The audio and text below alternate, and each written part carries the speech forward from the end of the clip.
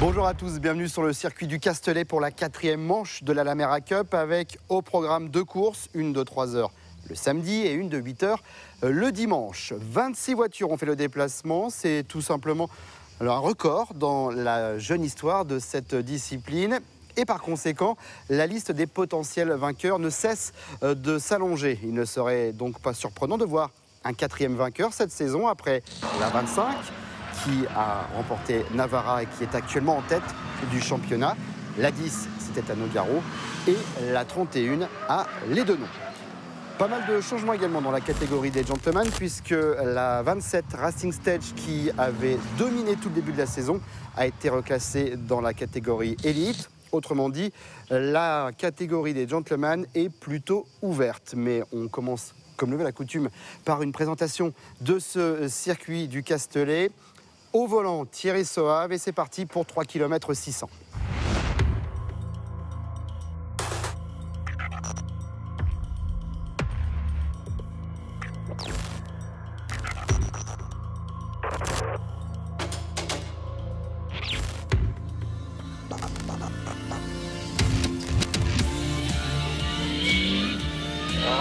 Les moteurs, bienvenue sur le circuit du Castellet pour la 4e épreuve de la saison de la Lamera Cup. Je vais vous faire découvrir ce circuit qui est l'un des plus anciens de France. Un circuit mythique où il y a eu de nombreux entrées de Formule 1 qui sont déroulées jusque dans les années 80. Donc on a passé la ligne droite des stands et on arrive à une chicane qui est relativement lente, qui part en deuxième avec un freinage en appui. Enchaînement avec un petit droite, le virage le plus lent du circuit qui passe en première. Et là, c'est tout en accélération. On lève le pied pour placer la voiture dans ce long droite qui va conditionner ce gauche qui passe à fond sur l'accélération. À environ 170 km/h. Et on attaque la grande ligne droite du Mistral avec un gros freinage à 150 mètres sur la chicane. Deuxième. On calme le jeu pour pouvoir bien réaccélérer à fond.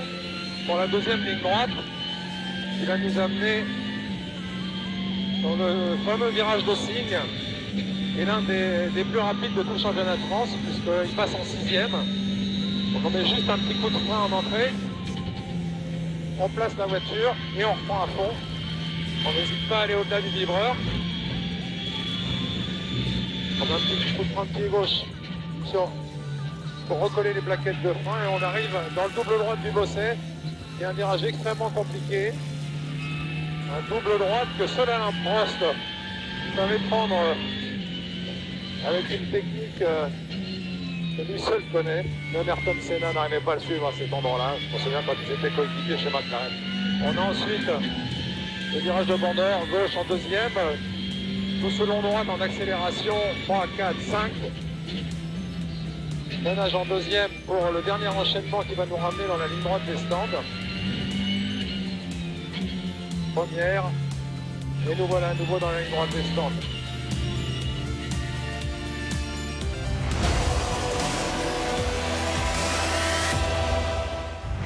Dans quelques instants, le feu va passer au vert et les pilotes vont pouvoir s'élancer tout d'abord pour 1 heure d'essai libre, suivi d'1 heure de qualif. Alors contrairement à Lédenon, il n'y aura pas de super pole. On retourne sur du classique comme depuis le début de la saison, à savoir 2 pilotes, chacun leur tour, et le meilleur temps sera additionné pour déterminer la pole position.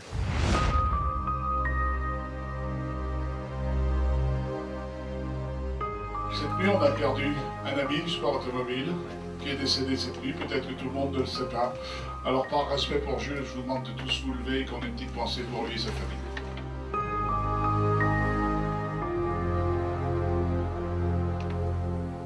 Merci à tous.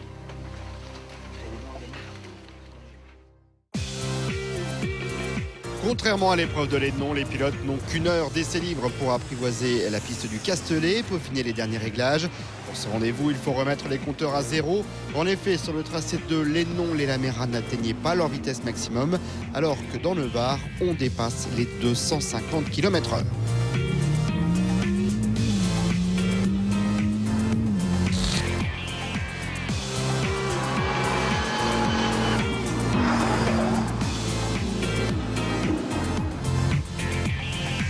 Après cet échauffement, place au qualif, 15 minutes par pilote. Finalement, on retrouve les spécialistes de l'exercice avec Emmanuel Orgeval, le pilote de la 20 rassuré puisque, pour la petite histoire, sa voiture a été quelque peu chahutée pendant le voyage qu'il a mené sur le circuit. En effet, le camion de Tech Drive a dû faire un freinage d'urgence et la 20 et la 25 se sont alors percutées. Derrière, à quelques dixièmes, on retrouve la 5 de chez Ores, puis la 31 de chez H-Racing.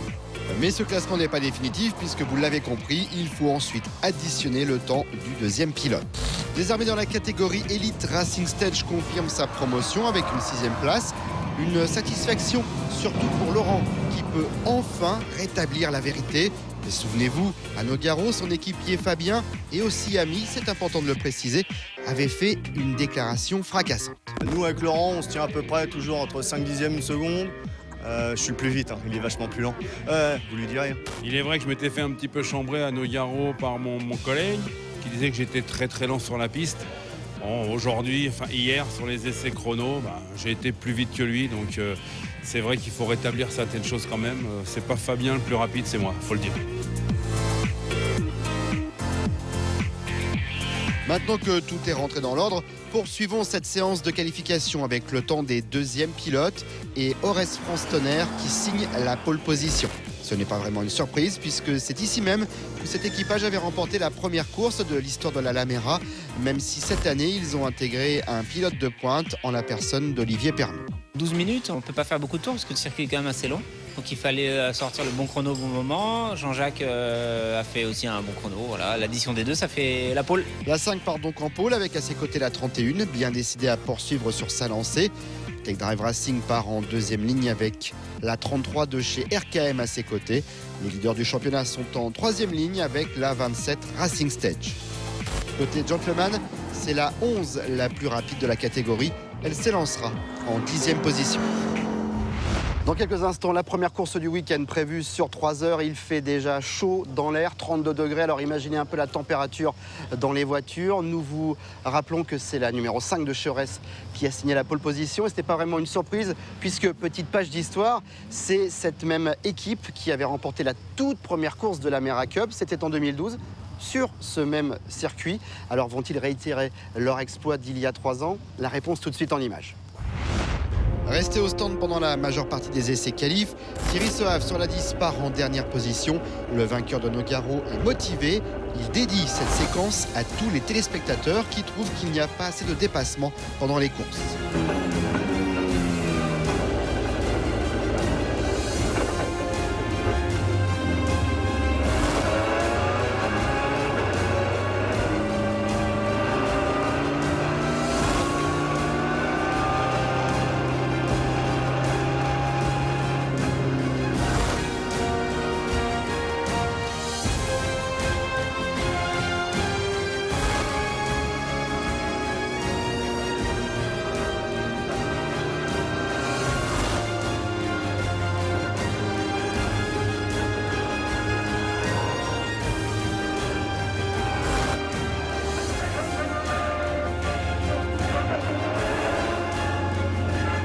Voilà pour la 10. En ce qui concerne les autres, petit retour en arrière.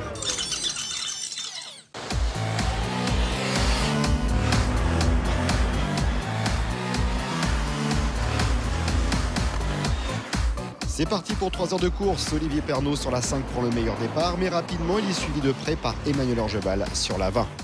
La 31 est 3e.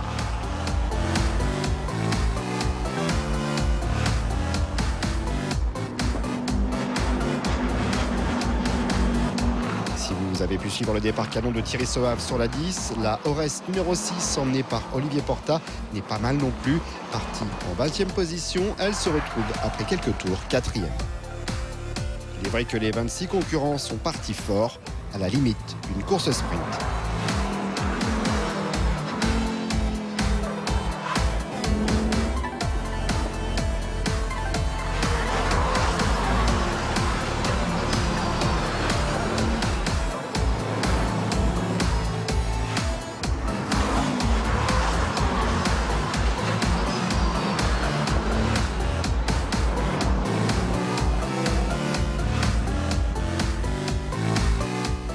Après 30 minutes de course, Thierry Soave rentre au stand. Il a doublé plus de 20 voitures.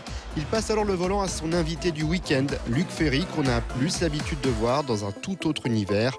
Et pourtant... Mon père, Pierre Ferry, qui était un des grands pilotes d'avant-guerre, qui était un constructeur de voitures de course. Et moi, j'ai passé ma vie dans les garages de voitures de course. Donc, quand j'étais petit à la maison, quand j'étais gamin, on avait peut-être 300 Bugatti. Vous savez, ça fait rêver. Il y avait des Maserati 1500, il y a des 6 Italia, tout ça. À l'époque, évidemment, ne valait rien. Ça partait à la casse. J'allais à l'école dans une 57, dans un coupé Atalante. Voilà, bon. Donc, je suis tombé dedans quand j'étais petit. Puis, il y avait les voitures de mon père qui étaient magnifiques. Il ne faut que quelques secondes lorsque l'on rencontre ce personnage pour comprendre qu'il est un véritable passionné et connaisseur. Et malgré cette expérience, Luc Ferry réalise ce week-end quelque chose qu'il n'avait encore jamais fait. J'ai conduit tout ce qu'on peut conduire comme voiture, comme moto, y compris des Formule 1 modernes, des Formule 1 anciennes. Bon. Mais jamais en course, en vraie course. Si j'ai fait des courses classiques, mais jamais en vraie course. Et la Lamera, c'est vraiment formidable. 800 kilos et 300 chevaux, donc ça marche quand même. Attends, ça va vite. Et puis ça accélère, donc avec les petites palettes au volant. Mais en même temps, elle a une qualité très grande. C'est Willy qui a conçu ça. C'est que quand elle glisse, parce que ça glisse beaucoup quand même.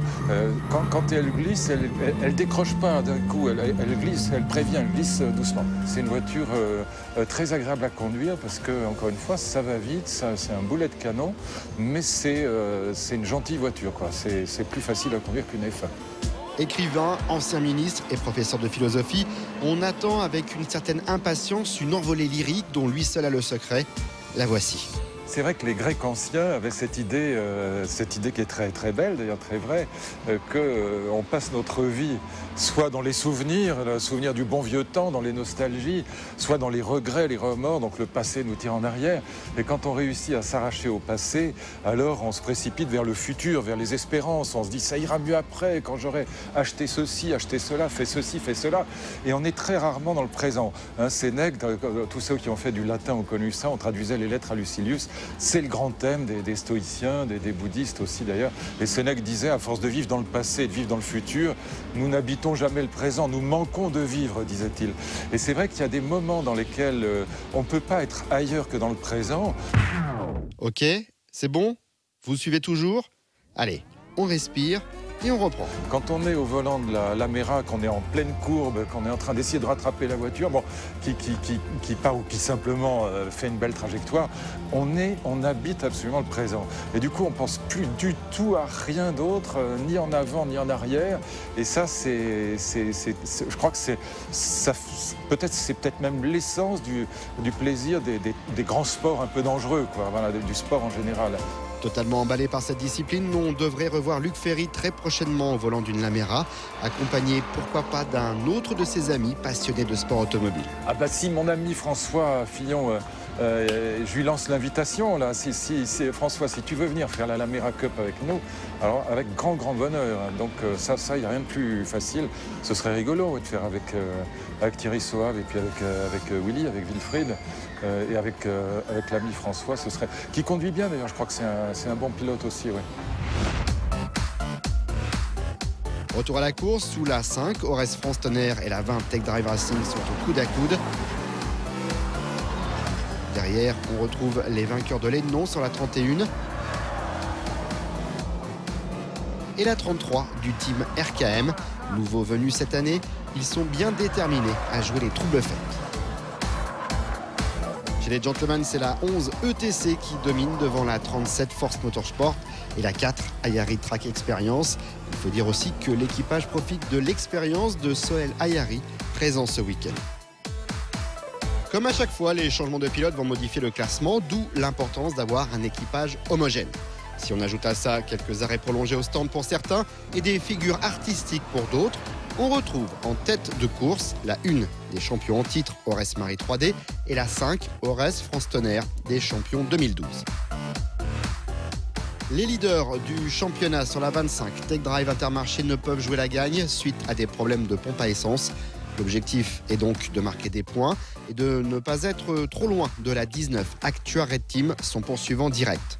Au final, la 25 se classe 6e. Dans la catégorie gentleman, la 11 ETC Racing va au bout. Elle termine 8e du général et première de sa catégorie, devant la 37 Force Motorsport et la 4 Ayari Track Experience. Après 3 heures de course, tout va se jouer finalement dans le dernier tour. On commence par la 3e marche du podium avec la 31 H Racing qui se fait toucher par la 19 Actua Red Team. La 31 perd sa place, mais la direction de course décide de la reclasser à la 3e position. La 19 termine 4e devant la 67 Chilton Compétition. La 31 H Racing est donc bel et bien 3e. La victoire finale va se jouer quant à elle dans le dernier virage.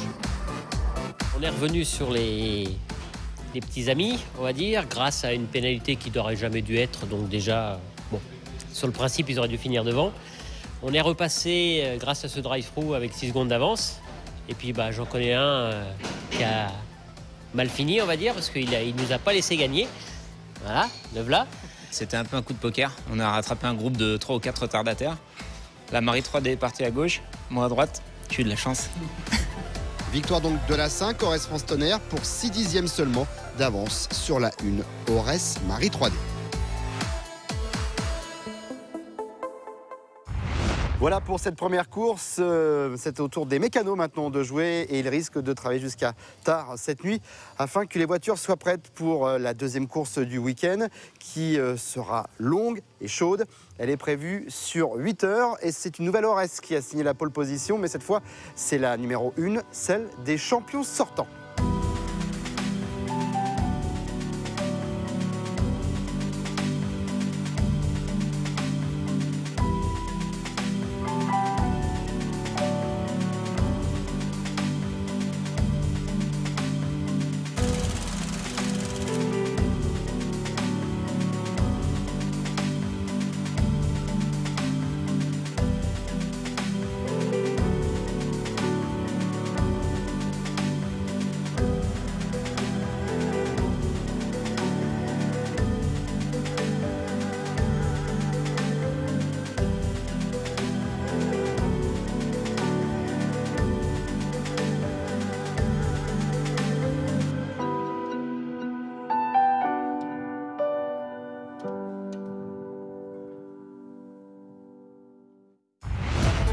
Pour cette deuxième course aux côtés du poleman, on retrouve la 33 RKM Compétition.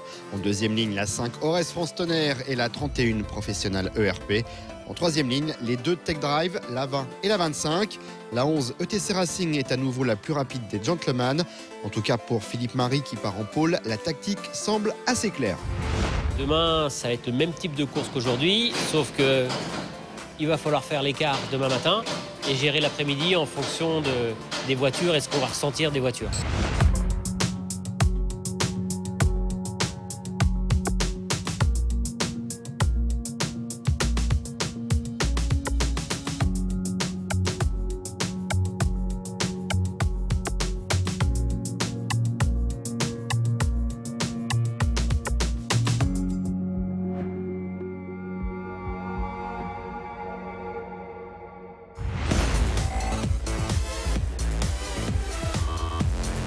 Premier coup de théâtre pour ce départ avec la 31 qui ne parvient pas à démarrer.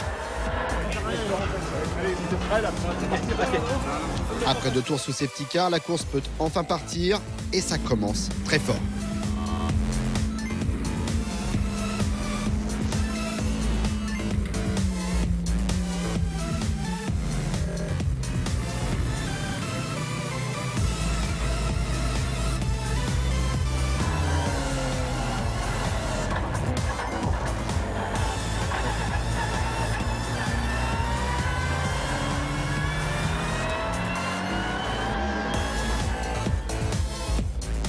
La 1 rentre au stand après un tour, la 20 limite peu de temps après.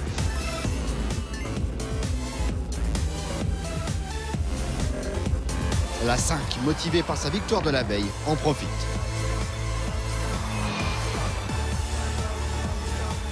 Ça ne se passe pas forcément bien non plus pour les leaders du championnat sur la 25.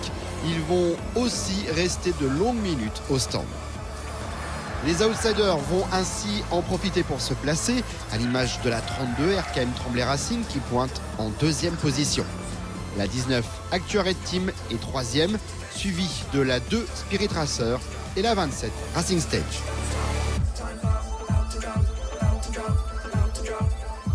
Chez les Gentlemen, la 21 Actua Green Team domine devant la 24 Tech Drive Racing et la 4 Ayari Track Experience. Rien ne va changer avant la coupure du midi, obligatoire pour des raisons de nuisance sonore. C'est donc la 5 Ores France Tonnerre qui est en tête. Quand la voiture marche, tout marche. Voilà, l'équipage est homogène. On a retrouvé les bons rythmes qu'on avait en 2012 quand on a gagné le championnat. Il y a un peu plus de monde, mais c'est vrai que là aujourd'hui tout est parfait. Enfin, c'est pas fini, donc on croise les doigts. Avec cette chaleur, cette pause arrive à point et certains reprennent des forces comme ils le peuvent. TTM compétition, encore une fois prévue différentes distractions. Il y en a pour tout le monde, y compris pour les enfants, même si cette attraction plaît visiblement beaucoup aux mamans.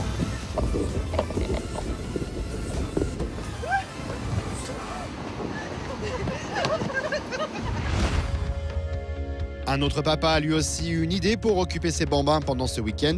Fidèle de la première heure, Pierre Perret roule désormais en ELMS sur un proto. Mais ce week-end, il retrouve la Lamera avec en équipier ses 2 fils. Toujours la petite Côte d'Amour, la Lamera, c'est une catégorie qui me plaît bien. La voiture est très sympa, l'ambiance est super, donc ça manque toujours. Et puis là, on a une opportunité et Max nous a proposé un volant. Et j'en ai profité pour faire rouler mes 2 garçons. Donc en même temps, c'est la première course, c'est un grand moment pour la famille Perret. Après avoir disputé ses premières 24 heures du Mans cette année, Pierre poursuit avec les nouvelles expériences et là aussi un mélange de différentes émotions. Du côté du papa, pas trop, parce qu'on commence maintenant à être un petit peu habitué à la chose. Mais du côté des garçons, oui, il y a un mélange de stress, un mélange de sensations un peu spéciales, un sentiment qui se mélange, on va dire, avec beaucoup de plaisir, mais un peu de tension, un peu d'appréhension. Je pense que c'est normal pour la première course. Après une journée de samedi compliquée où Pierre a eu du mal à trouver les bons réglages, la deuxième course du week-end se passe beaucoup mieux. Les garçons ont bien travaillé cette nuit.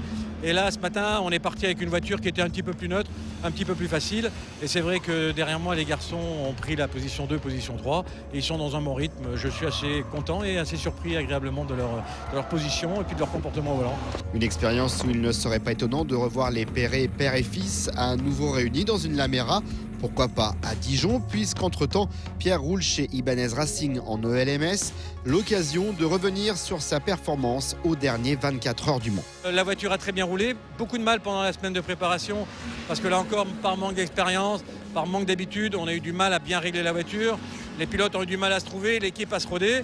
Et puis la veille, on a décidé de tout effacer ce qu'on avait fait. Pendant la nuit, on a remis la voiture en neutre. On est parti ce matin, le lendemain matin, le samedi en warm-up. Et là, la voiture transfigurée. On a retrouvé une voiture neutre, une voiture facile à piloter. On a pris le départ comme ça. Et puis voilà, on est parti 33. On termine 16 au général et 8 dans la catégorie. Le rêve.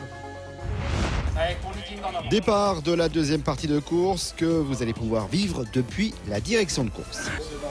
La 5 Ores France Tonnerre est en tête, suivie de la 31 ERP Professionnal, la 32 RKM Tremblay Racing, la 2 Spirit Racer et la 27 Racing Stage.